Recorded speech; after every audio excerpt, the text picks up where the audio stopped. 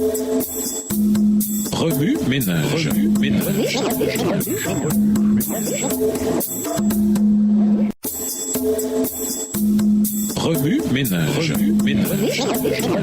Bienvenue dans votre émission. Remue ménage. Nous voilà à la leçon de dimanche. Intérioriser un Dieu accessible. Nous vivons dans un monde où tout le monde veut être connecté. Les médias sociaux ont exploité cette aspiration à être connecté qui a toujours existé. Nous voulons avoir accès à nos amis. Jésus révèle que son Père cherche à se lier d'amitié avec nous et qu'il est accessible à tous ceux qui le cherchent. Avant de nous pencher sur la parabole proprement dite, notons le contexte dans lequel le Seigneur l'a raconté. Luc souligne que la parabole de l'ami persévérant suit immédiatement l'exemple de prière que Jésus a donné à ses disciples. Cette prière, connue sous le nom de Notre Père, révèle qu'on peut s'approcher de Dieu et qu'il est accessible à tous ceux qui le cherchent. C'est sur cette idée que s'appuie ensuite la parabole. Dans le Notre Père, nous sommes invités à nous adresser à Dieu comme étant notre Père. Ellen White a écrit, pour nous approcher de Dieu, il nous faut avant tout connaître l'amour qu'il a pour nous et y croire. 1 Jean 4, verset 16. Car c'est son amour qui nous attire à lui. Extrait du livre Heureux ceux qui, section L'oraison dominicale, page 87.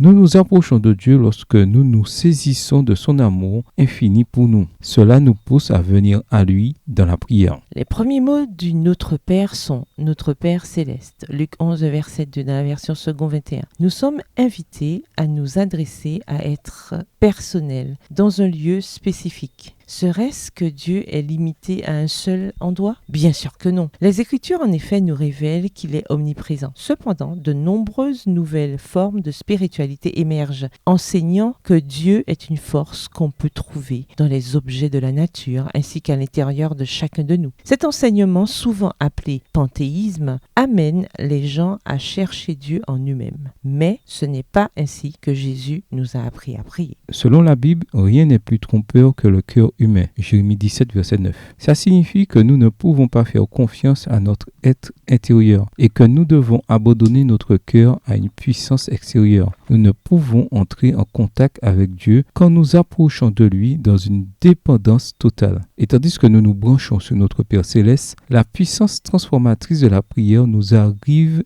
de l'extérieur. Le reste de notre Père en découle. La volonté de Dieu peut être faite. Son nom, son caractère peut être vu. Et son royaume peut venir lorsque nous recherchons d'abord sa personne, sa puissance et sa présence. Ici, tout se rejoint. Nous sommes attirés par l'amour de notre Père céleste. Nous venons à lui souillés par le péché qui résulte de la poursuite de notre propre volonté. Nous le cherchons et implorons son pardon. Nos péchés sont pardonnés et sa volonté s'accomplit dans nos vies. Son royaume est venu. Remue-ménage, revenez à votre texte écrit et étudiez le passage. Encerclez les mots, expressions ou idées répétées. Soulignez les mots ou expressions qui sont importants et qui signifient quelque chose pour vous. Reliez par une flèche les mots, expressions aux autres mots, expressions associés ou connexes. Quels éclairages particuliers vos notes semblent-elles indiquer dans l'ensemble? Mémorisez votre verset préféré tiré de Luc 11, des versets 1 à 13. Écrivez-le plusieurs fois pour vous le rappeler plus facilement. Comment votre compréhension du caractère de Dieu influence-t-elle la manière dont vous vous approchez de lui? Qu'est-ce qui vous empêche de vous approcher de Dieu directement? Que pouvez-vous faire pour contourner cet obstacle? Au revoir. Et à demain si Dieu veut.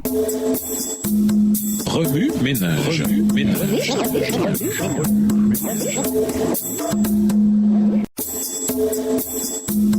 Remue ménage.